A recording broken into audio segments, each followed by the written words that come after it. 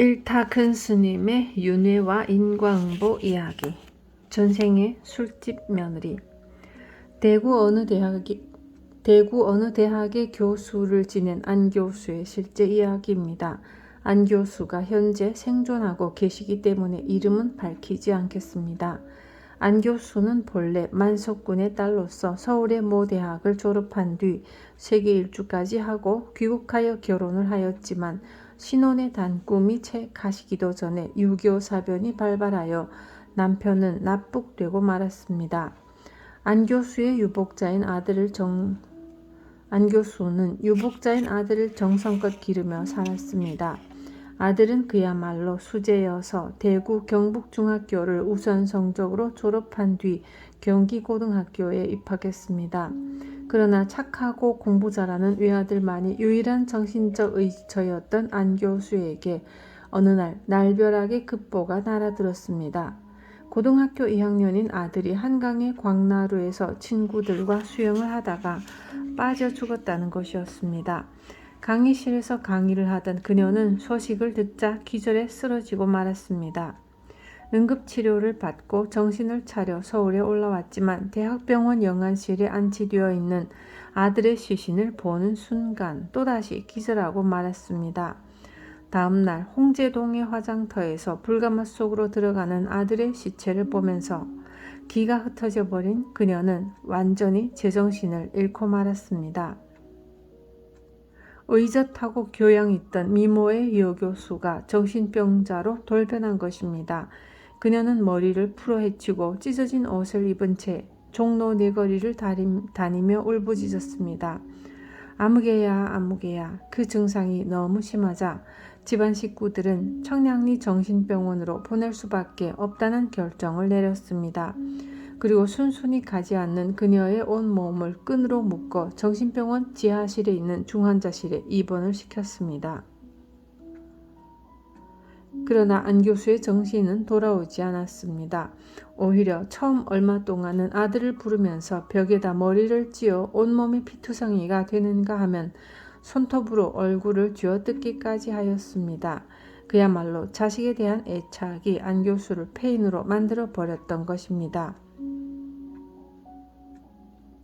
병원에서 몇 달을 치료받는 동안 안 교수의 정신이상 상태가 조금 나아졌으므로 가족들은 절에서 요양시키고자 하여 해인사로 보냈습니다. 그때 그녀는 아주 멍청이가 되어 있었습니다.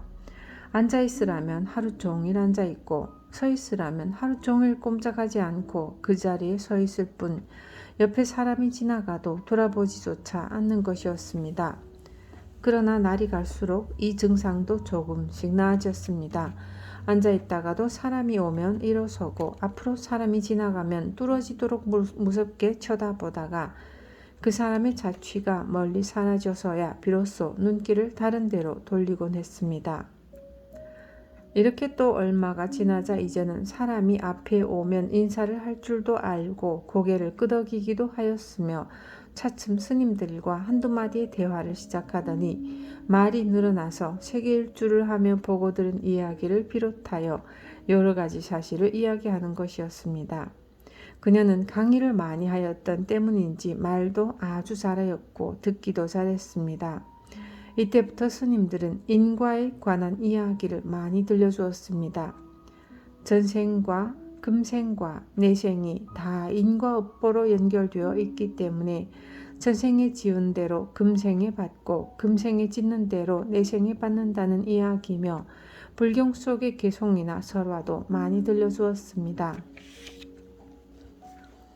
이 세상의 형상으로 있는 바 모든 존재는 모두 다 변하고 생멸에 없어지는 허망한 것이니 만일 모든 형상이 실다운 존재가 아닌 줄로 보면 그때에 곧 열애를 보리라.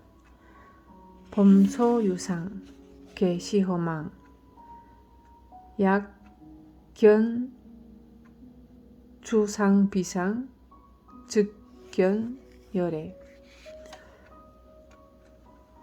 이와 같은 개송을 읽어주고 설명해주면 곧잘 알아듣고 외웠습니다. 그리고 우리의 육신은 생로병사가 있는 허망한 것이지만 우리의 마음자리는 전생에서 금생으로 다시 내생에 이르기까지 영원히 죽지 않는 불성이라고 이야기해 주었습니다. 처음에는 무슨 소리인지 잘 못 알아듣는 것 같았는데 불교에 인연이 있는 분이어서인지 점차 귀가 열리고 인과를 믿는 것 같았습니다. 어느 날 스님들로부터 인과 이야기를 듣고 있던 안 교수는 갑자기 무릎을 치면서 알 수 없는 말을 했습니다. 아, 스님. 그러고 보니 저의 전생은 술집 며느리였습니다.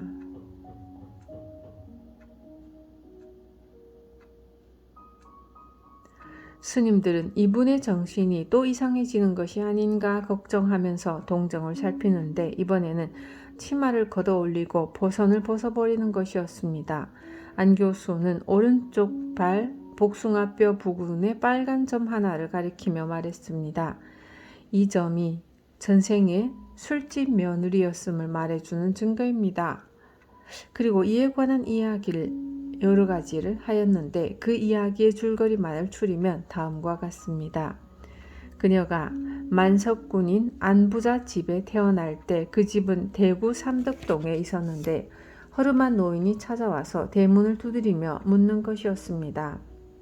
오늘 저녁 이 댁에서 여자아이를 낳았는지를 알아보고자 하여 왔습니다. 이 말을 들은 안부자는 이상한 생각이 들어 노인을 사랑채로 불러들인 다음 내실로 사람을 들여보내 알아보게 한 결과 방금 딸을 낳았다는 것이었습니다. 허름한 노인은 다시 물었습니다. 한 가지만 더 여쭈어 보겠습니다.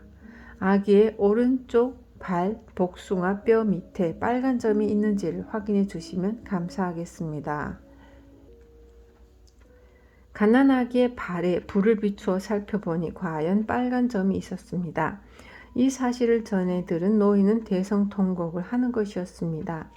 안부자가 곡절이 있음을 알고 약주를 대접하며 그 사연을 물었습니다. 저희 늙은 내외는 저 수성못가에 살고 있습니다. 일찍이 아들을 하나 두어 결혼을 시켰지만 아들은 가난한 것이 한이라며 북만주로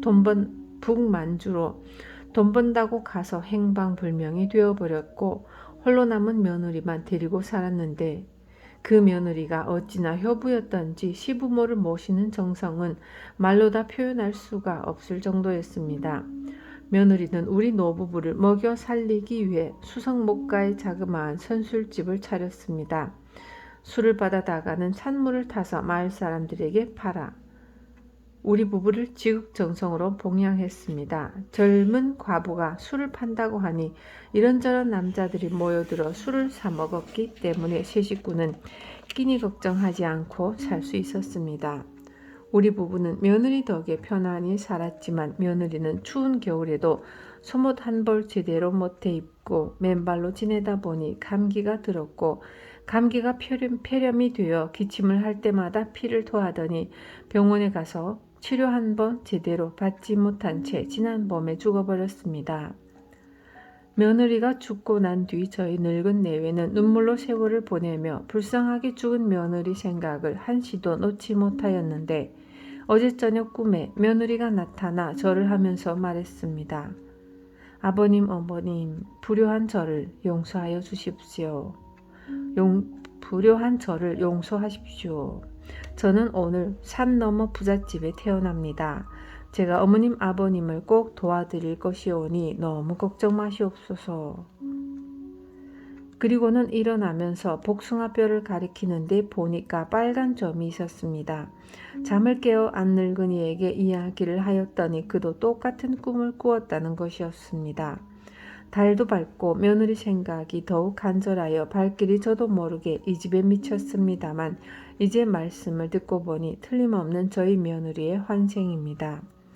만석군 안부자는 노인의 표정이 너무나 진지한 데다 구중궁궐 같은 만석군 집 안채에서 방금 낳은 아이의 오른발 복숭아뼈 밑에 붉은 점이 있음을 알아맞힌 것 등을 미루어 노인의 말을 그대로 믿지 않을 수가 없었습니다. 안부자는 당장 필요한 생활용품도 주고 좋은 논 10마지기를 주어 노인 부부의 생계를 도와주었습니다. 이러한 사연 때문에 안 교수의 어릴 때 별명은 술집 며느리가 되었고 할아버지가 야단을 해서 나중에는 부르지 않았지만 4~5살까지는 술집 며느리라고 놀려서 많이 울기도 했다는 것입니다. 이상의 이야기를 끝낸 안 교수는 말했습니다. 스님들께서 전생 이야기를 자꾸 해주시니 그 기억이 되살아나네요. 틀림없습니다. 보살님이 전생에 지극정성으로 시부모님을 공양한 공덕으로 금생에 만석군 집에 태어난 것 아니겠습니까? 구정물에 손 한 번 넣어본 일이 없는 것은 물론이고 상추쌈조차 옆에서 싸서 주면 받아먹기만 했습니다. 평생을 무엇이나 뜻대로만 하고 호강만 하였는데 결혼해서 남편을 잃고 이제 하나뿐인 자식까지 잃었으니 이 모두가 술을 판 과보요 전생의 인과응보인 것 같습니다. 시부모 공양을 지성으로 한 복은 복대로 받았지만 술장사를 하면서 좋지 않은 업을 지었기 때문에 금생에 아들을 잃고 정신을 잃는 업보를 받은 것임을 그녀는 스스로 깨달을 것입니다. 이와 같은 자신의 인과응보를 분명히 깨달은 안 교수는 완전히 정상인으로 돌아와 현재 매우 의미 깊은 사회 활동을 하고 있습니다.